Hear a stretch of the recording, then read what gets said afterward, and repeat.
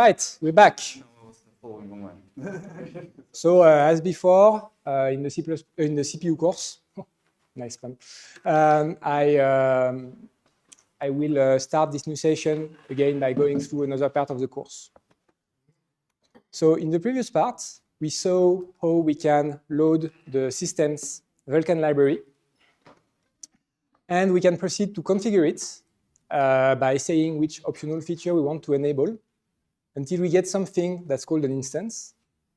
And then, as an exercise, you saw how we can query this instance in order to know which device we can manipulate using Vulkan and what are their properties.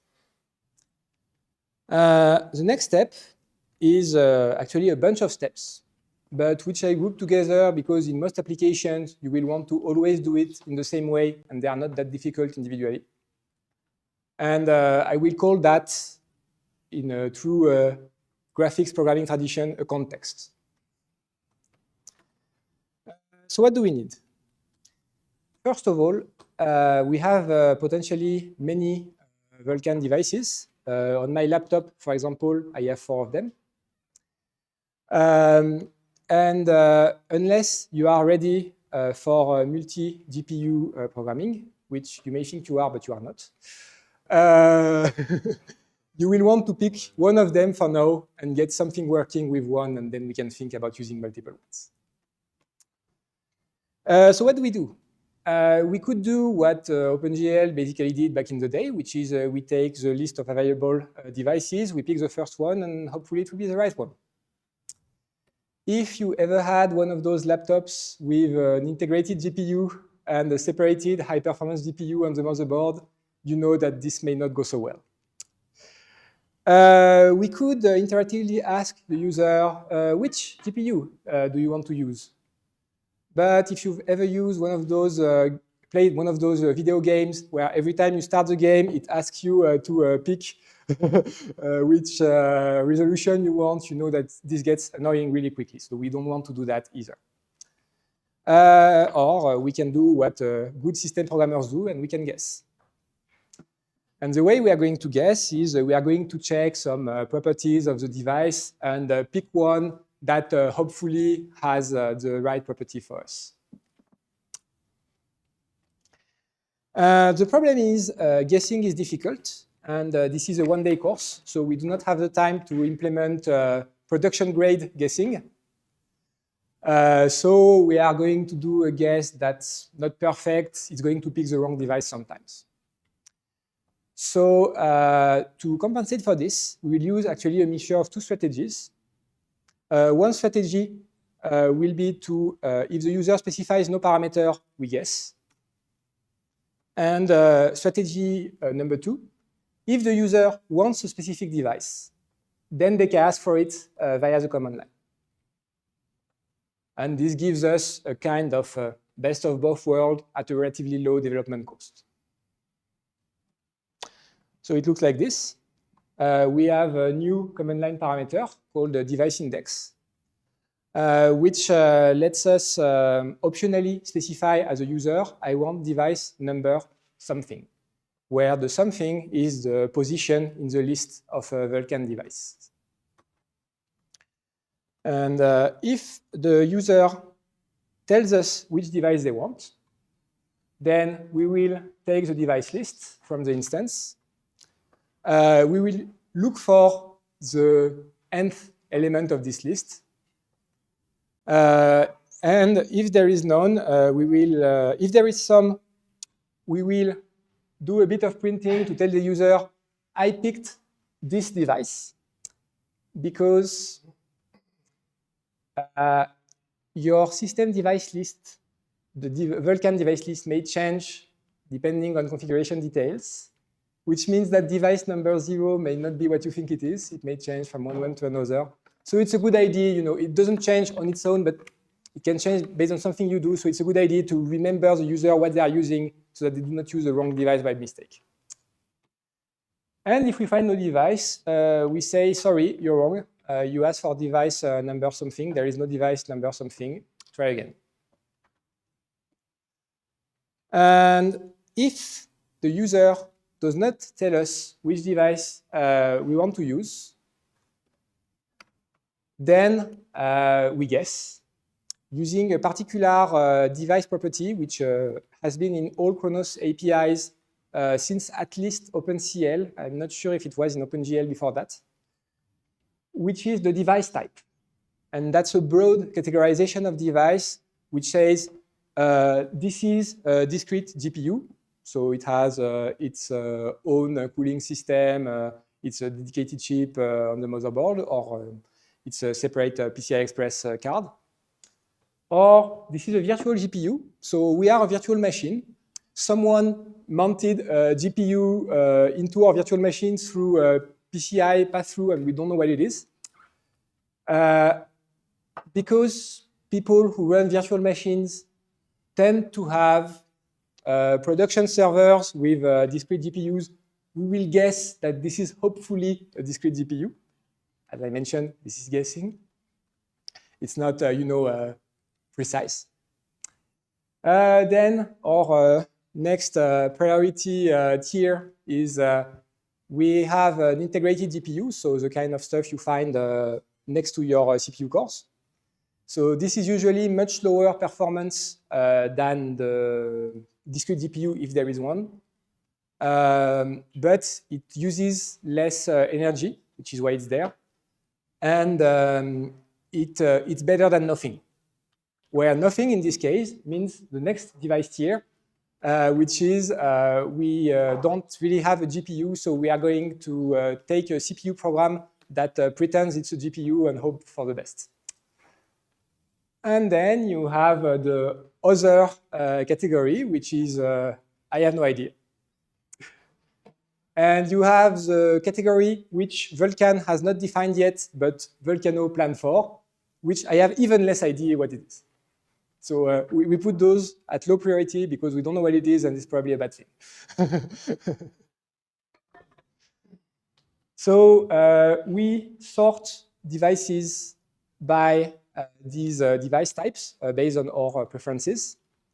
And we pick the device type that has the lowest index as defined by the mapping above.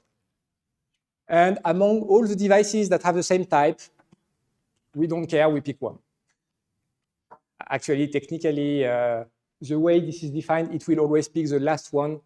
But really, what we should do if we cared about multiple devices within a single type is if we cared about this, we would need to add more selection criteria, which we don't do right now.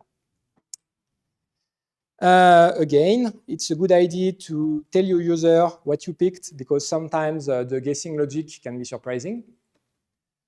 And if you find no Vulkan device at all, it's also a good idea to tell your user with a nice error message. There is one last thing with this function, which is we added this nasty quiet Boolean parameter. And what it does is it suppresses all the useful printouts which tell you which GPU we have been selecting.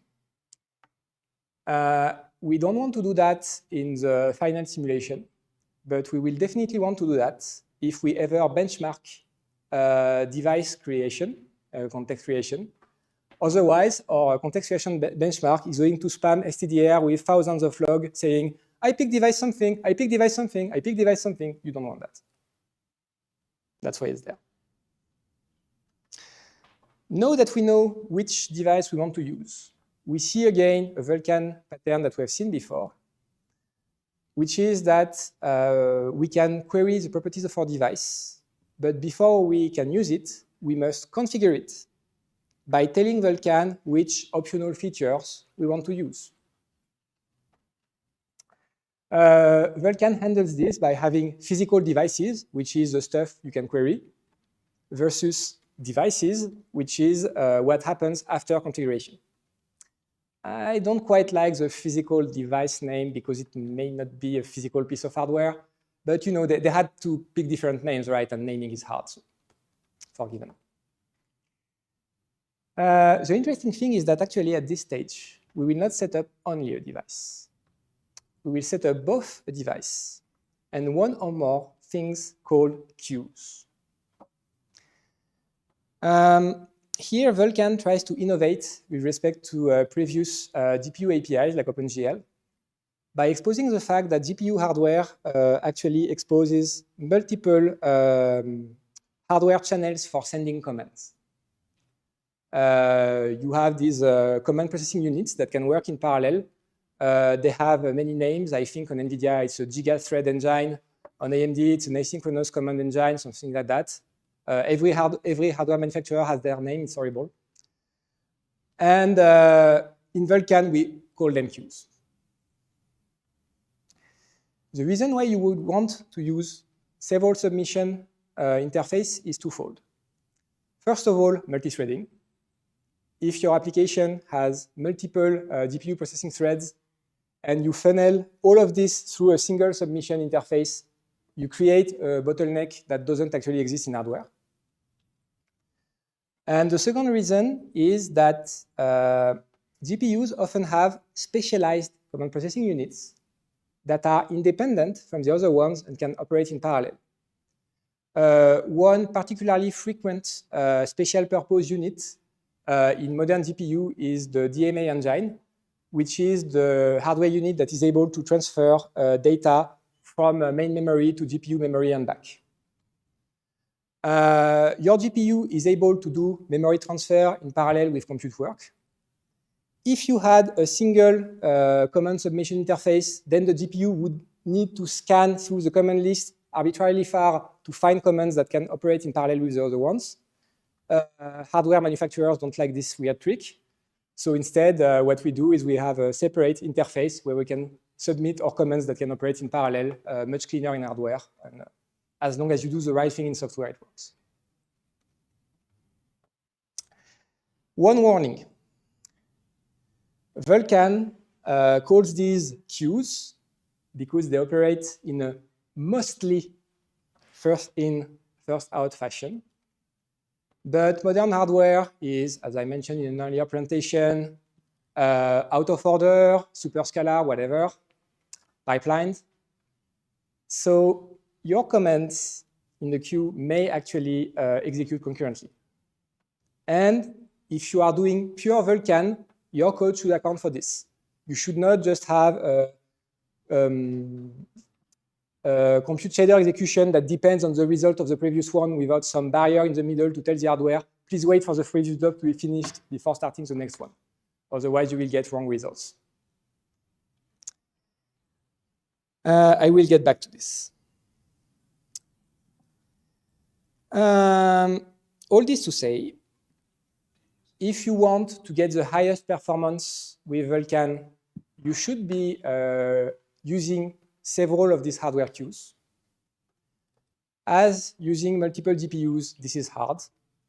So what we will do for our first program is to use only one. And if I find the time, in another version of this course, I will explain how to use multiple ones. Unfortunately, I didn't manage to do it for this edition. And what do we do then?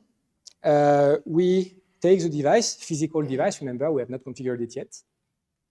We enumerate the available queue families, which are a bunch of hardware queues with similar properties. We look for the first family in the list that supports compute operation, because the Vulkan specification tells us that if you support compute, you also support data transfers. And we pick that. And hopefully there will be one. If you look at the exact Vulkan specification text, what it actually says is, if you have a queue that supports graphics, then you have a queue that supports compute. I have yet to find a Vulkan device that does not support graphics rendering. So even if it's not spec guaranteed, I have hope that crashing when a device is like that is okay. Then I know how many queues I want. One. I know from which hardware queue family I want to allocate them, the one that supports compute, the first one. So I can set up my device creation info and get my device and the set of queues that I have ordered, which in this case is only a single queue. I know it's a single queue. I get it out, assuming there is a single queue, because the Vulkan API implementation is not lying to me and giving me 0 queues and I ask for 1. And then I get, in the end, a device initialized, ready to use, and a queue. And from now on, basically, we will use the queue when we want to submit commands to the GPU. And we will use the device for basically anything else, memory allocation, program compilation, this sort of stuff.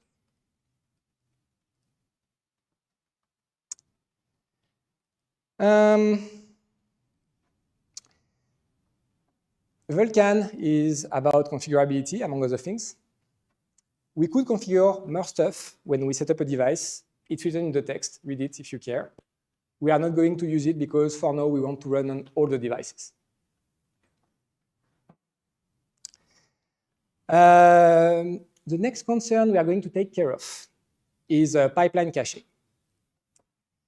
As you may know, even if you are using here a language that is compiled ahead of time, in this case Rust, but it could be C, C++, Fortran, same idea everywhere, your GPU code is not compiled ahead of time because it cannot be. If it were, you would need to have one build per hardware architecture with an incompatible instruction set in existence before your program is truly portable across hardware. That's too many builds, especially since GPU hardware takes no care in having compatible instruction set across different hardware generation. And supporting hardware from the future is hard. So instead what we do is we do what Java and C# do, and we use just-in-time compilation. We have some GPU program, and at runtime, we ask the GPU driver, please turn this GPU program into a binary that's appropriate for the hardware I'm targeting. But if you've ever been using Julia, Java, or C#, you know that there is a price to pay for this, which is latency. The first time you run your application, now you need to do some compilation work. And so for a while, your application will be twiddling its thumbs, waiting for the GPU program compilation to finish. That's not nice, which is why for many years, GPU drivers has been trying to make this process faster, and in many cases, make it disappear completely. Two techniques have been used. One, at the API level, was to stop using high-level programming languages as driver input. Instead, we now use something called an intermediate representation. Pierre mentioned it in his compilation course. You can think of it as a higher-level assembly, basically. And we send that to the GPU driver, and then it has less work to do to translate that into a binary for the device. The second part used to be fully implemented at the driver level. And the driver tried to do some catching, where if it sees the same program multiple times, it tries to keep around the binary and give it back to you. Now, there are problems with this, because this is GPU. There are always problems. One problem is that GPU driver manufacturers are not good compiler authors. So the part of translating high-level programs to GPU binaries was an enormous source of bugs, and still is for people that use CUDA and such. This was also fixed by moving to intermediate representation. So you can see that the Kronos people can be clever when they want to. And the second thing is that because they are not compiler authors, they are also not very good at caching. And in particular, one thing that GPU drivers turn not to be very good at is cache invalidation, because that's a hard computing problem. You know, one of the two hard problems, along with naming things and out of bounds. So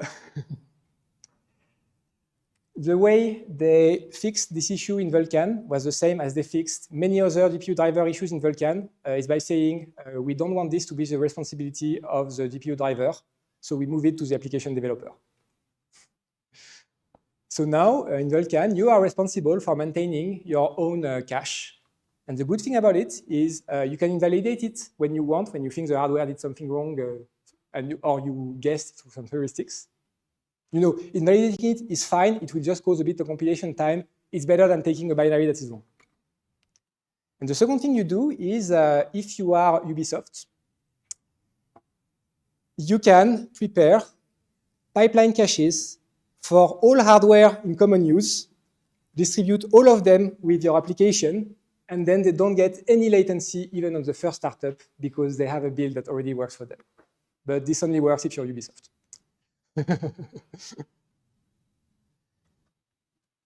And basically, Vulkan only gives you the tool to keep a pipeline cache in memory. Saving it to disk and loading it back is your responsibility. I give you a small abstraction to do it. It's not very interesting. It's just saving stuff to disk and loading it back, so I will not describe it further. Next thing is memory allocation. I have bad news here. You thought that CPU memory allocators are bad. They have nothing against GPU memory allocators. It's the slowest memory allocators you will have ever used. You can benchmark them. It's horrible.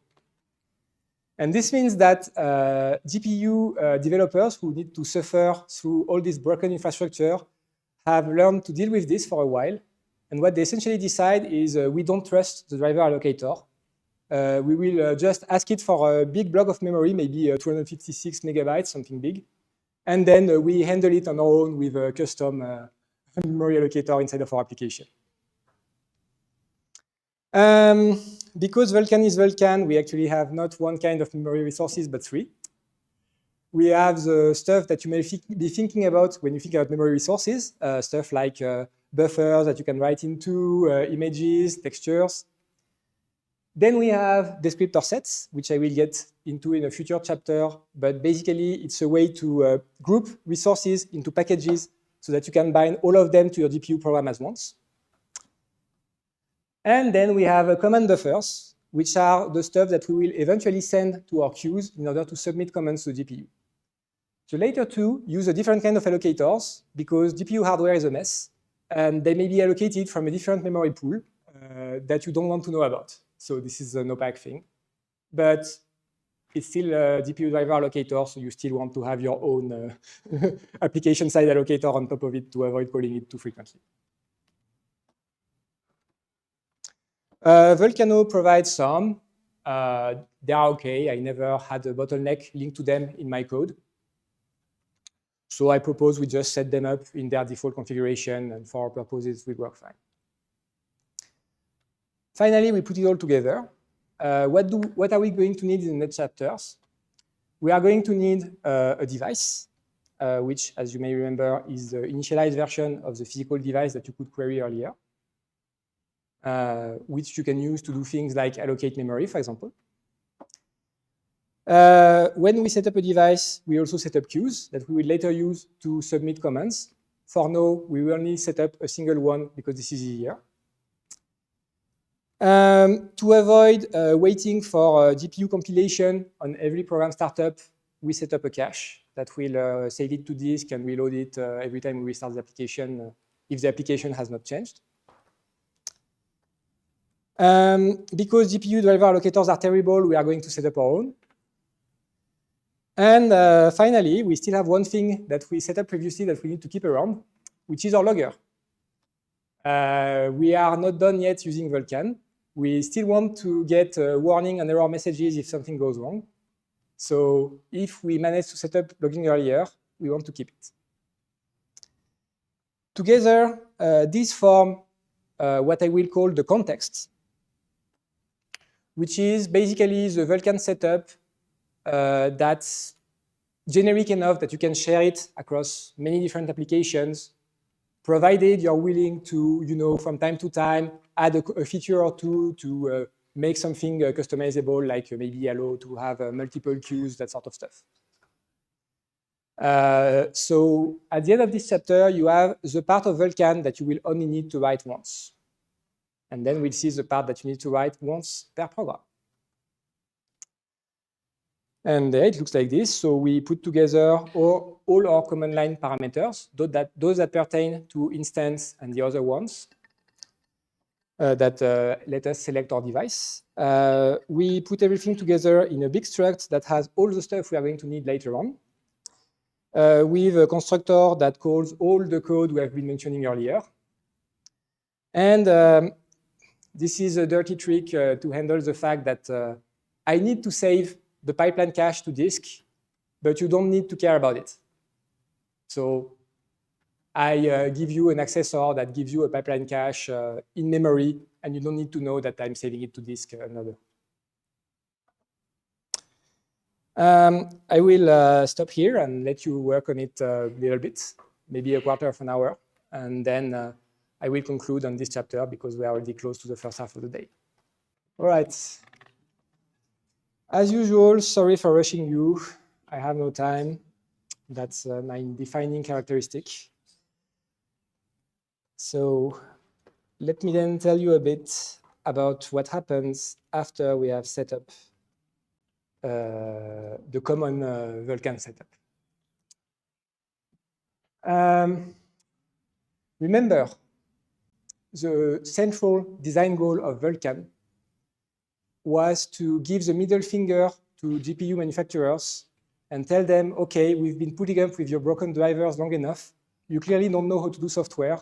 We will make sure you have as little software to do as possible and take everything we can on the application side.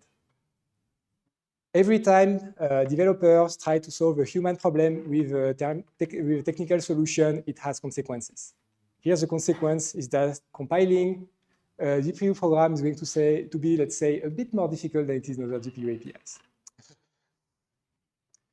Let me introduce you to compute pipelines. First of all, as I mentioned, Vulkan gave up on the idea of making GPU driver authors write correct compilers. They tried to make it as easy for them as they can by starting from intermediate representation. And so they defined Vulkan in terms of this intermediate representation, which, as a reminder, is assembly-like. But as developers, we don't want to write assembly-like code. So what do? We need to pick one of the many languages that will transpile to this SPIR-V intermediate representation. And here I could have picked several options. I could have stuck with GLSL, the traditional Kronos programming language. I could have used one of the newer languages designed for GPU programming, like Slang. Or I could have gone for more experimental stuff, like the Rust GPU compiler, which can take Rust kernels and compile them to SPIR-V. I decided to stick with GLSL for this edition of the course for a few reasons. First, the Kronos group, which maintain the Vulkan specification and the SPIR-V specification, also maintains the GLSL specification. This means that when a feature gets in SPIR-V, you get it in GLSL first, and you may get it in other languages later, someday maybe. So if you want bleeding edge Vulkan features, GLSL is your choice. If you look over the web for courses other than mine about Vulkan, I don't know what you would need, but you will find only examples spelled out in terms of GLSL, because again, this is one of the traditional languages in graphics programming. Everyone uses it. That's another strong point for it. It's not that bad to learn. It's actually quite an easy language, in the same way as C is easy, easy to learn, difficult to master. And it's purpose-built for GPU programming, which means that it handles stuff specific to GPU hardware that languages like C, C++, Rust have not been designed for. Like the fact that, for example, on GPUs, you have different kinds of pointers that point to different kinds of memory and are incompatible with each other. You cannot assign one to the other. GLSL being designed for this can handle this sort of mess. In other languages, it's harder. If you want to have some fun, you can look at the Horror Museum. That is the part of the CUDA documentation that explains everything they changed with respect to basic C and C++ to make it work. And as for Rust GPU specifically, I would like to say that it's ready, use it. It's still a bit young, not enough documentation. Uses an ancient nightly compiler release, which may cause problem with a newer code construct. Not ready for prime time yet, in my opinion. So GLSL it will be. Now we have two kinds of pipelines in Vulkan. We have graphics pipelines, which are about rendering triangles on the screen. And we have compute pipelines, which you can think of as CUDA and Chronos syntax. Obviously, for numerical computing, we want the latter. In GLSL, unlike in many other programming languages, and I think that's actually kind of a good thing, you must say early on, I use this language revision. It's not a compiler parameter, it's part of your program. And then you need to specify how your GPU program is going to interface with the CPU. And here you need to be careful, because this code on the GPU side will have matching code on the CPU side. And you need to keep them in sync. If they stop being in sync, your GPU program will try to interpret something the CPU gave it in a way which is not the one that the CPU expected, and you will get weird behavior. So be very careful about this part of your shaders. If you touch it, you need to touch the CPU side accordingly. Here what we are doing is we are declaring something called a shader storage block. That's a lot of syntax. Let's break it down. The first important part is the second keyword, because life is nice. It's the buffer keyword. What this tells you is the CPU code is going to bind to the GPU code a block of memory whose memory layout we control as a programmer. We can choose what's in it and how it's laid out. This memory block must have one name, let's say on the Vulkan API side, which, if we were doing graphics pipeline, would be used to attach different steps of the graphics pipeline with each other. Here in compute, basically, the driver, it's only going to be about error messages and stuff like that. But you know, the GLSL specification say we have to do it, so we will put a name, okay. Then we say what's in it. Here, it's a variable size array of floating point numbers, because we want to square a bunch of numbers. And finally, we give it a name on the GLSL side. This is optional. If you do it, then you can refer to this data in your GLSL code as data.data. If you don't do it, all interface variables will be at global scope, which I personally think is horrible. So I advise you to do it this way. For larger programs, it will make your code much clearer. Finally, we can look at the first part, which is this layout clause. Remember, the ultimate purpose of this code construct in GLSL is to say we are going at some point to bind the memory resource from the CPU side. The CPU code needs to have a way to refer to this particular binding point. In Vulkan, this identifier is composed of two integers, a set number and a binding number. If some of you have done OpenGL before, you may know that in OpenGL it was only one number. So why do we have two in Vulkan now? Because it allows us to bind multiple resources in a single API call, and thus reduce program overhead when you have multiple resources to bind. Then we need to specify something else, which is our work group size. This may be familiar if you've been listening during the cycle course. If you've only been listening to the CUDA course because you have begun your training as an NVIDIA, unpaid NVIDIA employee, then in NVIDIA, in CUDA, we call that a thread block. The compiler, for optimization reasons, needs to know how large these blocks are going to be at the time where the GPU program is compiled. We can hard-code it, and we are actually forced to hard-code it. That's one stupid part of the GLSL specification. But we are later allowed to reconfigure it from the CPU side using a beautiful mechanism known as specialization constants. If you have been doing some C++, you may know about const_expr, which allows you to do things at compile time. Remember, on GPU, compile time is the application runtime, which means that you can set compile time parameters of your GPU program when your application is already running. And this is extremely powerful. Here, we will only be using that to control our thread block size so that the CPU and GPU code agree on it. Then finally, we have our program. As in OpenCL and CUDA, OpenGL and OpenCL, Cycle, CUDA, whatever, our program is like a parallel for loop, which operates on indices distributed on a 3-dimensional grid. Here, we will only be using one dimension, the first dimension, because squaring numbers is a one-dimensional problem.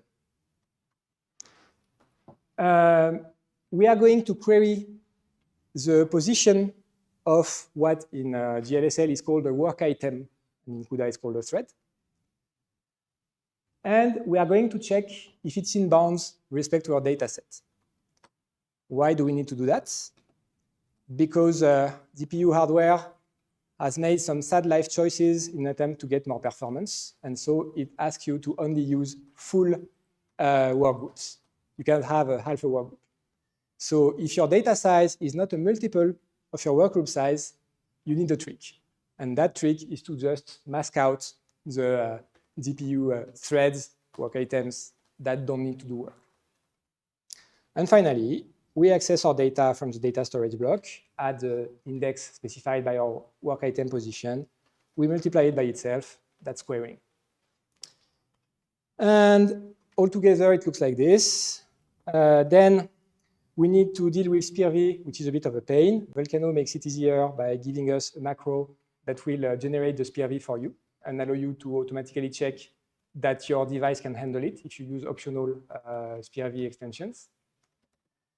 I advise that you put some constants on the CPU side on all these numbers you have declared on the GPU GLSL side, so that you do not go insane later trying to figure out what this 0 means in your code, because it could be several different zeros. Then we apply specialization constants to set our workgroup size. I show you a particularly cautious way to do it, which lets you catch some cases of CPU-GPU interface desynchronization, because again, if you don't catch it, the symptoms can be a little messy. You need to locate the entry points of your GPU program, because you could have multiple entry points if this were a graphics pipeline. You know, one for vertex shading, one for fragment shading, etc. In compute, you will always have a single entry point, but sorry, the interface is consistent between graphics and compute. Then from this entry point, we set up a pipeline stage.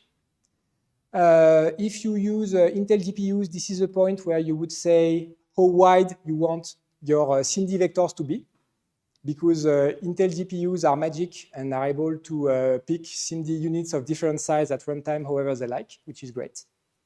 Now, if only they had the performance to go with this. Finally, you need to specify something called the pipeline layout, which basically is the interface used to bind resources from the CPU side to the GPU side. It's a pain. Vulkan automates it for you and saves the day. You can be careful if you're like me, a bit paranoid. And in the end, you can build your compute pipeline. And you have here a nice summary of all the steps. Yeah, Vulkan is basically about trading a kind of pain for a different kind of pain, sorry. After you do this, remember, we now have a program. We don't yet have memory to bind to this program. We need to fix that. And here we discover that GPUs are the seventh circle of hell, and they have many different kinds of memory. There is no single malloc. We have all the mallocs. Like this is a GPU of my laptop, and I have 2 different memory heaps from which I can locate, which altogether contain 7 different kinds of memory. And I can locate from all of this, because why not? And I explained in the chapter how these differ. But sufficient to say, to move data from the CPU side to the GPU side, you have many different options. And depending what you are doing, one or the other option will be better. Here, we are going to take the most general option, the option that works OK most of the time, even if sometimes other options will work better. And that's the option of having one CPU side buffer where you put the initial data. Then you copy from this CPU buffer to the GPU on a buffer that's fast to access for GPU. Then you do the GPU computation, and at the end, you download results back to the CPU. And this means that we need to allocate a CPU buffer and fill it with some contents. We are going to take random numbers between 0.5 and 2 because that's my favorite kind of random number. And we need to say that our buffer is usable as the source of a memory transfer. Because if you tell Vulkan all you know about the usage of something ahead of time, you can use it for optimization. And you need to say that, so this memory should ideally be on the CPU side, otherwise filling it is going to be very expensive. And it should be appropriate for sequential write, which means that basically you are disabling the CPU cache. And by doing that, you make this memory easier to access from the GPU at the expense of making any kind of access except for sequential writes extremely slow on the CPU side. You get this buffer, you fill it with random data. And then we set up a GPU buffer in a similar way, but now it has more usage flags because we need to be able to transfer memory from the CPU, data from the CPU to the GPU, run a GPU compute pipeline, and then get the data back on the CPU.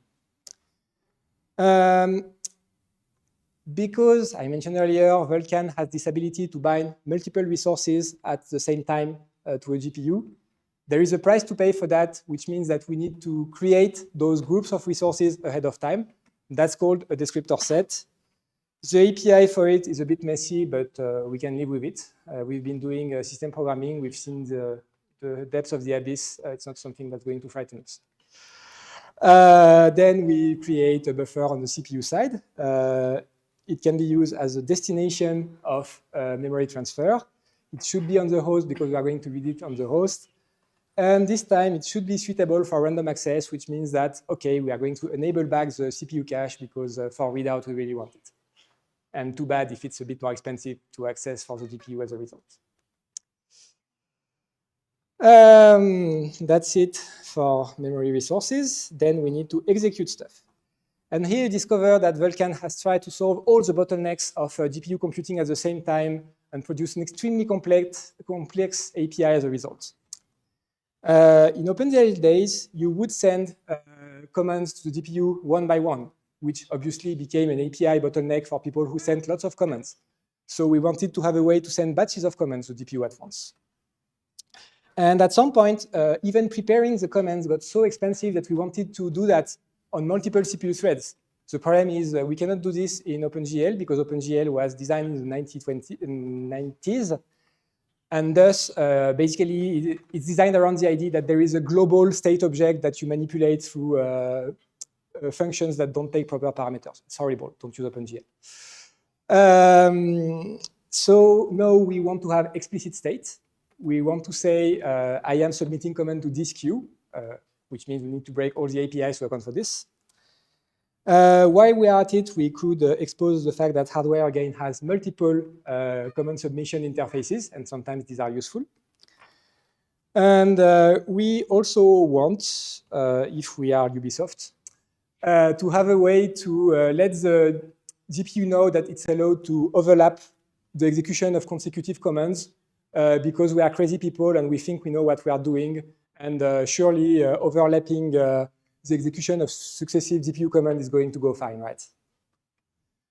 And then finally, before in OpenGL, when you wanted to wait for some work to be done on the GPU, you had one very, very big hammer, like think a Thor-size hammer, to do this, which was GL finish, which says, GPU, please tell me when you're done with everything I said before. In real-world applications, usually you don't want something so coarse-grained. You want finer-grained synchronization, and so Vulkan introduced this. And so in the end, what it looks like is this. So we need now to set up some kind of object which is called the command buffer. And if you are NVIDIA, you wake up after 5 years, discover that command buffers are a thing, call them CUDA graph, and become rich. And then you can submit commands to this to copy data from the CPU side to the GPU side, attach your GPU program so that you can later run it, attach data to your GPU program using the descriptor set we've built earlier, decide how many workgroups we are going to spawn using a great Rust standard library utility that I wish the C++ standard library adopted yesterday, which does integer division rounding up. I don't know why I need to code this over and over and over again in all programming languages. If someone in the room is in the C++ committee, please fix this. And then you can dispatch your workgroups. And this is an unsafe operation because Vulkan is not able to check what the GPU code is doing. And finally, you can get back your outputs on the CPU side. This gives you a command buffer, which is like a recipe. It tells the GPU what it needs to do. So far, we have not actually asked the GPU to do the thing. And this is where our queue object is going to come in. Now we can take our command buffer, submit it to a queue. And then we are going to use a synchronization mechanism called a fence to have the GPU notify us when the command is done executing. And this is a granularity of individual command buffers. So now we have a fine-grained weighting, which is great. The API for Vulkan that Vulkan exposes for this is a bit weird. Basically, it has to be because they are trying to be memory safe. And Vulkan is anything but memory safe. So you need to trick a bit to get it to be. And finally, you get an executable that you can run, and it will square numbers. Sorry for going fast, but at least I'm only 5 minutes late. If you have any question that emerge about this, we can start taking them.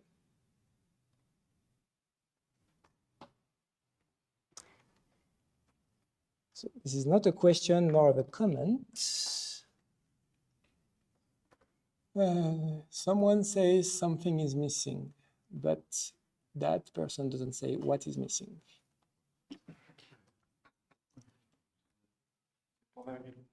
Okay, yeah, semicolon, perfect. This is why when you write courses, you really don't want to develop the source code and the course material independently. It's such a pain to keep in sync. Anyway, I will fix that one. Later, I think I may have more important questions to take care of.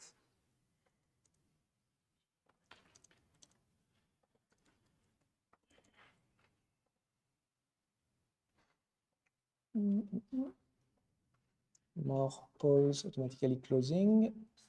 An announcement that at 1:30 we get a presentation from our satellite site at Senegal. If you're interested, please be there. And so I'm done with Discord. So again, do we have any last questions from either the room or the satellite sites or people connected from their computer? I take all the questions.